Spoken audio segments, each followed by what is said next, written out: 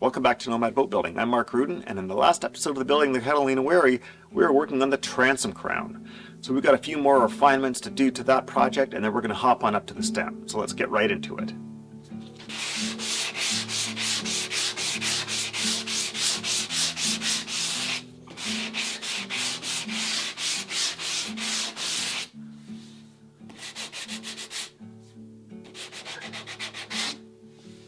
As soon as I've got all these shapes sort of rounded out to my satisfaction, I got the flow going the way I want it across the whole transom, then I'll think about how I want to back off on this back edge. Right now it's way too sharp.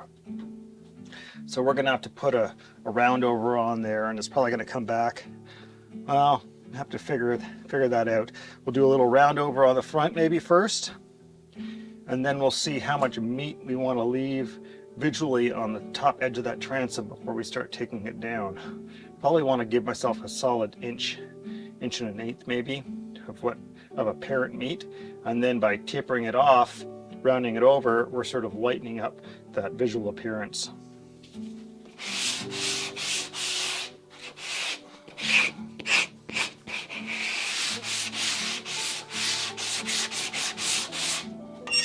So this part of the project is pure sculpting. You can't be too mechanical about it. It's art, man. It's something you just gotta kind of massage it to shape and stop when you think it looks right, walk away, do something else for a little while, and then take another look at this again, sort of stand back and decide if I got something that's really pleasing to me. Because I think you get this detail wrong and the boat will just look clunky, and I've seen a lot of clunky looking transoms before, that's for sure. All right.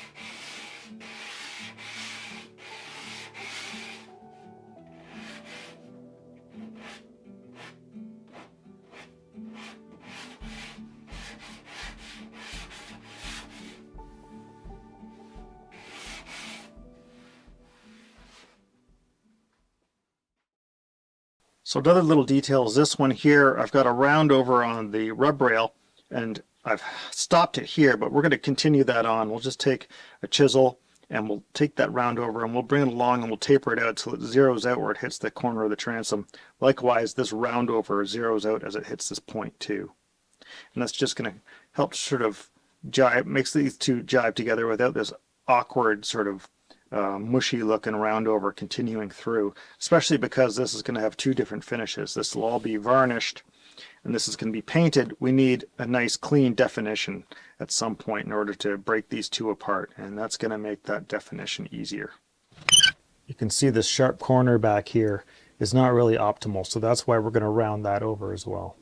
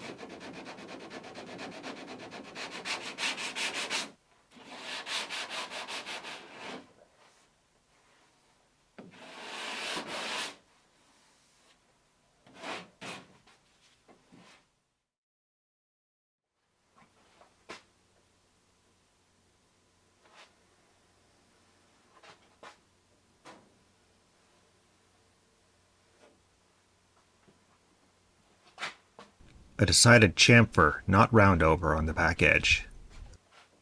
Regardless of which one I choose, it all starts at the same layout lines.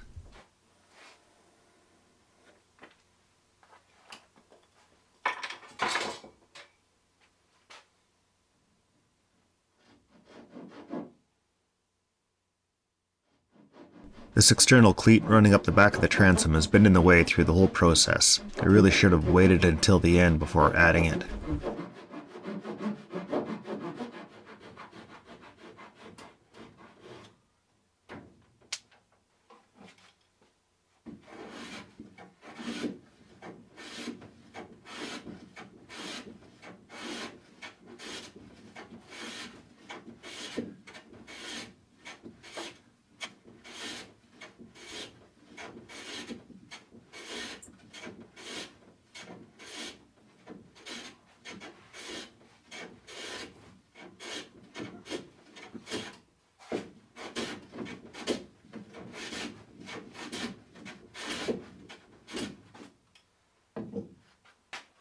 Whenever you're planing across something with end grain, it helps to break the corners off with a chisel, otherwise your plane is just going to break them out for you. And that's not what you want.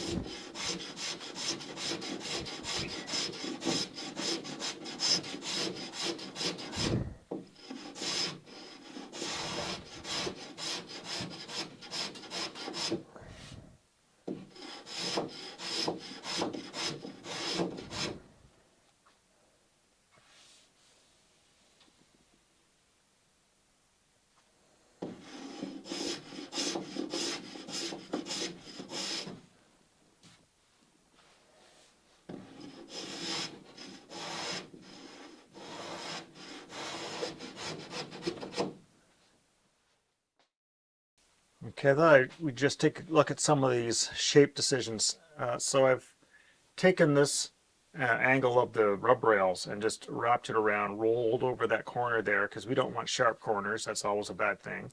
I still have to take that under bevel that we've created on this rub rail, and I'm going to bring that around and taper it out till it zeroes out where it hits the planking.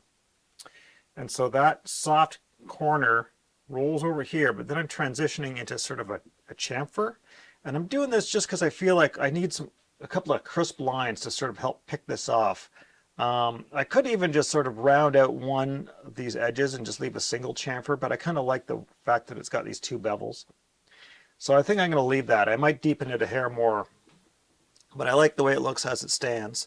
And then of course we've got this little stanchion that comes up the back of the transom here, and likewise it's just got a soft round over on the edge. But as I approach the transom, I transition into this chamfer again that ends up being nominally about the same size as this. But what that does is it softens this corner as well, makes it look not quite so harsh. And of course, we don't want stuff catching on that. Now, the only reason I might not take this further is because as time goes on, this is going to get some abuse. And I'm thinking if I leave it a bit smaller now, this gives the subsequent owners some wiggle room to be able to sort of dress this back down and refine it again as this thing gets beat up. Maybe somebody will choose to just round it right over, but maybe they'll choose to just sort of take that bevel and just drop it back another, you know, eighth of an inch or something like that in order to clean up this edge. And so I'm leaving that bit of wiggle room for the future use of the boat or the future maintenance of the boat. So I'm quite happy with how that's resolved. It still looks plenty meaty. That chamfer lightens up the look of it a bit here. This has got a soft round over here. We'll soften up this line just a little bit with some fine sandpaper just so that it isn't dead sharp. But once this is all painted, this is just going to be nice little shadow lines that are created, especially here as it transitions from round over to chamfer. And here, it's just a tiny little detail that someone's going to see and go, oh, that's kind of cool. In fact, I could even take that chamfer and I could bring it around and have it meet up with this chamfer here, and then that's a separate little detail that could continue down. That's another option. I don't think I'm going to do that, but that certainly is one of those sculptural elements one could play around with. Okay. All right, continuing on with our theme of dealing with the ends of the boat.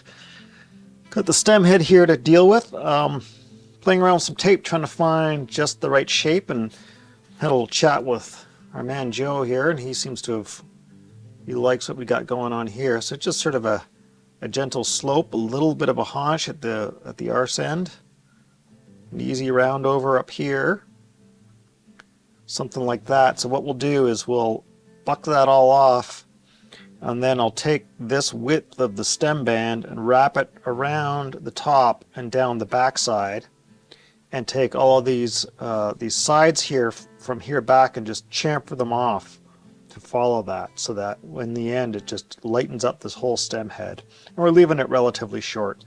I played around with higher ones. I didn't like it. They're all looking a bit pokey. I think this is going to look pretty good. So we've got ourselves a little drawing there. We'll square off across to the other side a little bit just to carry some of these details over. Like this guy, for instance, his height.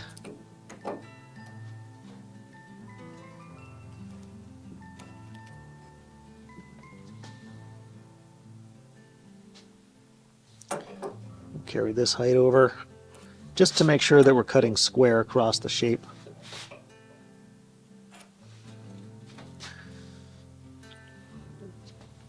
Alright, this is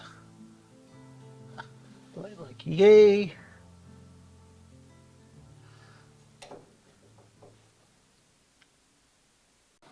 Alright, let's get chopping. And you know me, I just like doing things by hand mostly. We'll just start by bucking this off square, I think.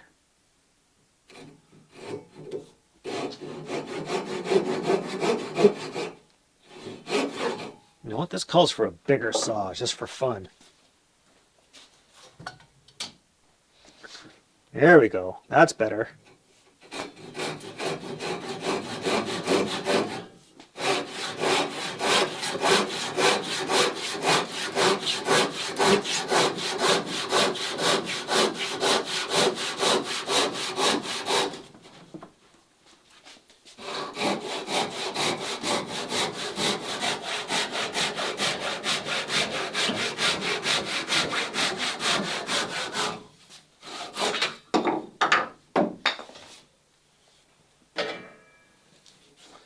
Okay, now we got a bevel to cut down this way.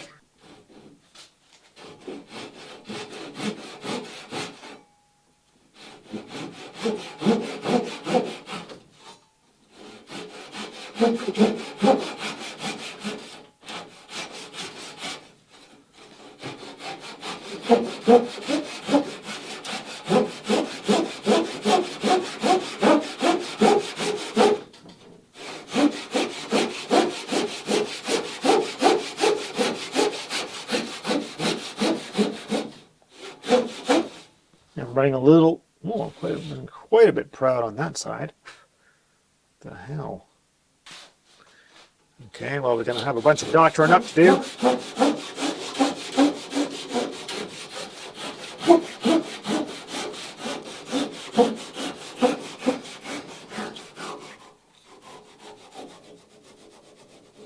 Don't want to hit the breast hook.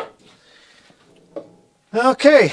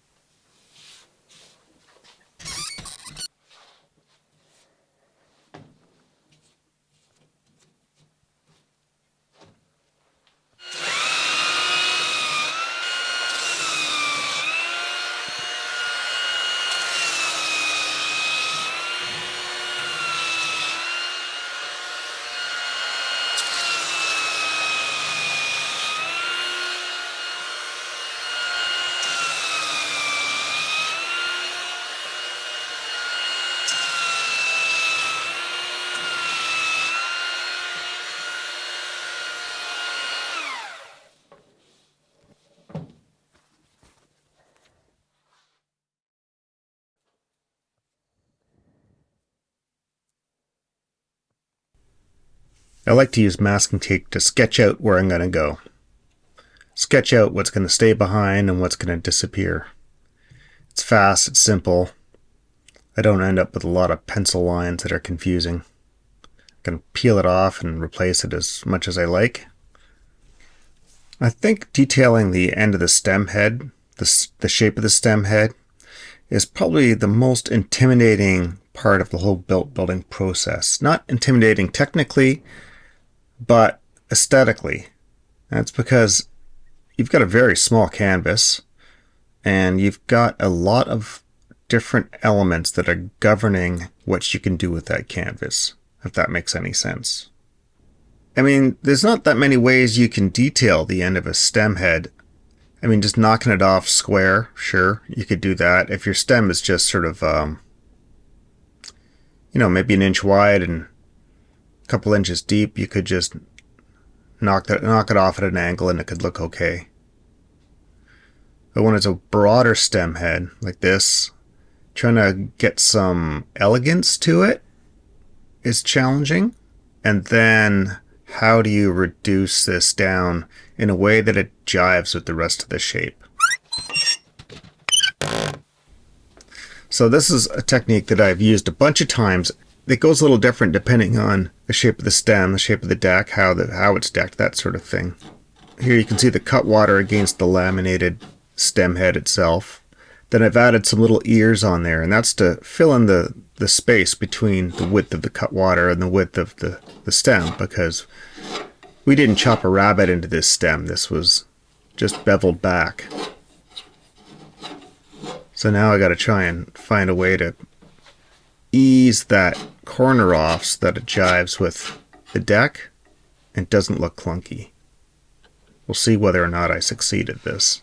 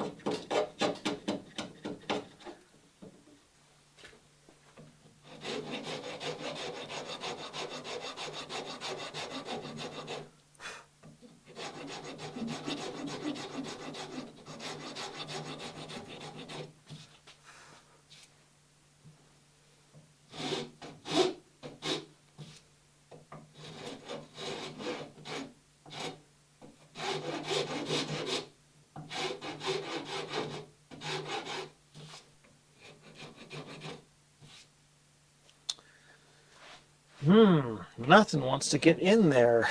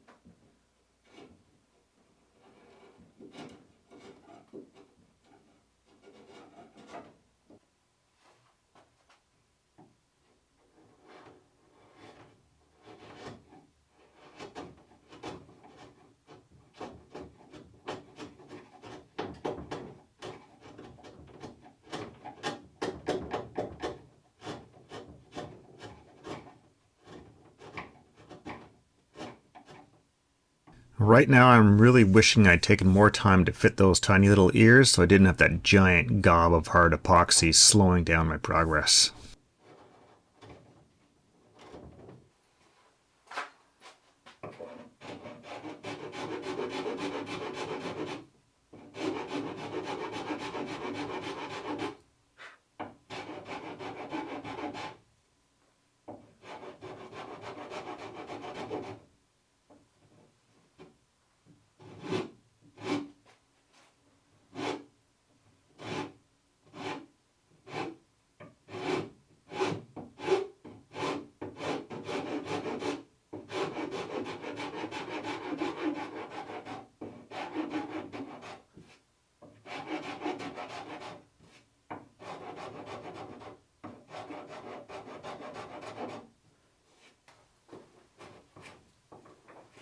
You regular viewers know I really favor Japanese saws, and the one I use the most has got disposable blades, in fact.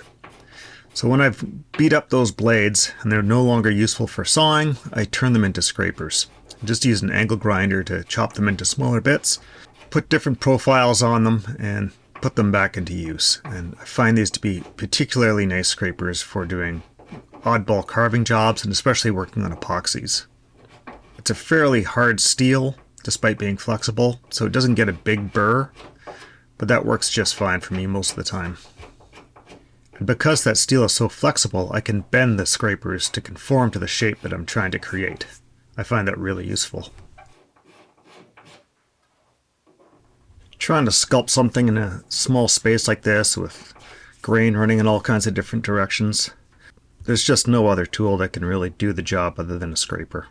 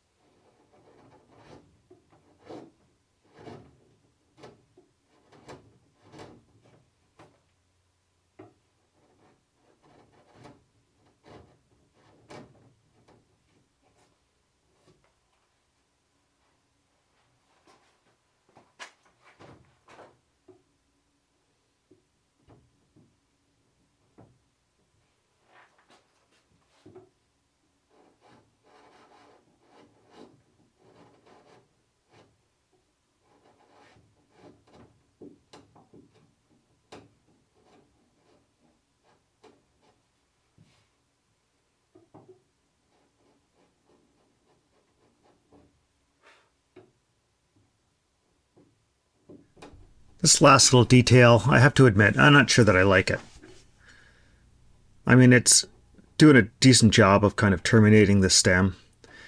And again, I'm going to have a bright finished deck, and then the stem head's going to be painted because of those laminations. I don't want to see those laminations.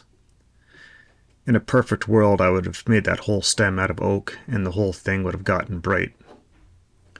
Or maybe I should have just scarfed in an oak stem head, like the last 6 inches or something, done that in oak earlier in the process. That would have been a good solution, but I hadn't thought all the way to the end of our finishing stage at that point. But we did it this way, so I need to come up with a resolution, and so having this little haunch, this is a good way to break the finish from the bright finished deck to the painted stem head.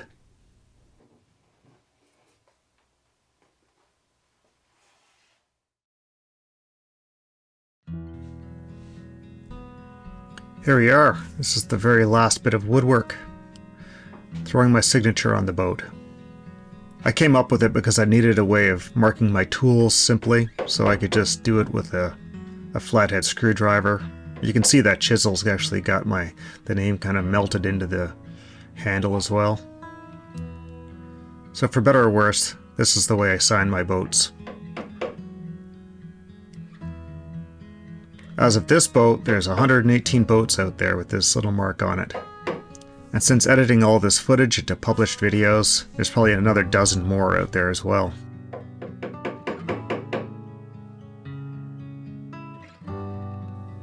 Some of those are just little models. Anytime I build a boat, I don't really worry about the size. It's all the same. Whether I'm building a model or building a full-size boat, I'm putting the same effort into it, I'm making the same parts. So I count them as a boat. Some might disagree with that, but I don't really care. The number of boats doesn't really matter. It's not bragging rights. There are plenty of people who've built way more boats than I have. There's a weird phenomenon in which the farther you get into a career, the more you realize how little you know. And I suppose keeping track of the number of boats I've built just as a way of reminding myself that I must have learned something up until now. I mean, how could you not after building that many boats? But then again, to be perfectly humble, there's a lot I don't know, an awful lot I don't know, and I realize that more and more. Part of that is because I keep changing the things that I build. So I'd say the knowledge base that I have might be broad, but it feels kind of shallow at the same time. And I'm a little bit jealous of people who've built the same boat over and over and over again and have learned everything there is to know about that specific boat. But the opportunity to do that just hasn't been in front of me. Or maybe it's because I was too willing to do something different that has led me to where I am today. I don't have regrets about it. It is what it is. And frankly, if I were building the same boat over and over again, I would probably get bored and drift off and want to do something different anyway. That's the way it goes, right? I'll share one anecdote that gave me the push to get started. I was working at Lee Valley Tools. An old fella, probably in his 70s or 80s maybe, came up to the counter. I think he was buying a spoke shave. He said he was building a canoe. And he was having such a great time. He says to me, "I wish I started doing this 20 years ago." I'd built a couple of boats as a hobby, but right then and there I decided to kick it into high gear. And I decided I needed to do this full time. And here we are, like 30 years later. I almost feel like I know less now than when I started, but I got some time to keep on learning. That's what's important, I think. Alright, well that's it for the woodworking. So that means we're on to paint and varnish, and I hope you join me for that in the next episode of Building the Catalina Wherry. Now I want to remind you that these videos are supported by my followers on Patreon. If you can help me out over there, I really appreciate it. Find links in the corner, down in the description. Okay? Catch you later, folks.